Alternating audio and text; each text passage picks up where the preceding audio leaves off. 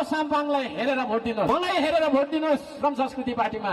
र मैले बहुमत पाएर हाम्रो पार्टीले तपाईको चाहिँ तपाईहरुको जीवनमा परिवर्तन देखिने गरी महसुस हुने गरी ल्याउन सकिनौं भने म देशै छोड्दिन्छु, बस्दिन नेपालमा है। म नागरिकता त्याग गरेर हैन मलाई बस्न सुहाउँदैन भनेर म छोड्दिन्छु।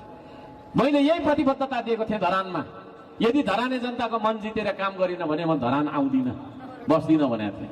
मैले चाहिँ अरूलाई प्रधानमन्त्री बनाउनलाई खोले होइन, म आफै प्रधानमन्त्री बन्ने हो ल है।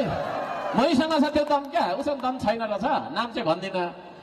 पत्रकार सम्मेलन यति धेरै एक डोको खङरङ्गै डोको बोक्नुहुन्छ हुन्न। म त गाउँमा जन्मे हुर्केको, पत्कर बोक्ने खङरङ्गै डोकोमा एक डोको माइक लिएर बोल्दै थियो। हामी त यस्तो उस्तो, हामी त चाहिँ यो त्यो होइन भनेर भन्दै थियो। मुक्तिको कुरा गर्ने, के कुरा गर्ने, तर प्रधानमन्त्री चाहिँ तपाईँको अरूलाई नै बनाउँदै भन्दै हुन्थ्यो।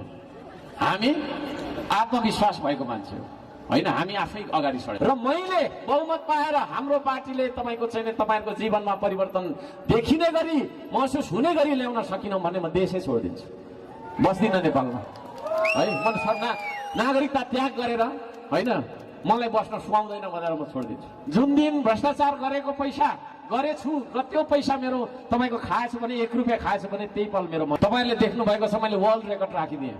काम गरेर विश्व रेकर्ड राख्ने नेपालमा अरू कोही पनि छैन। तपाईलाई जिताउन आएको मान्छे हो, तपाईको जीवनमा देखिने परिवर्तन गर्नका लागि, महसुस हुने परिवर्तन गर्नका लागि आएको मान्छे हो म। तपाईलाई जिताउन आएको मान्छे हो, तपाईको जीवनमा देखिने परिवर्तन गर्नका लागि, महसुस हुने परिवर्तन गर्नका लागि आएको मान्छे। हामी कार्यालय पनि तपाईको चाहिँ 3 दिन मात्रै खोल्छौं, धेरै खोल्नु पर्दैन कार्यालय।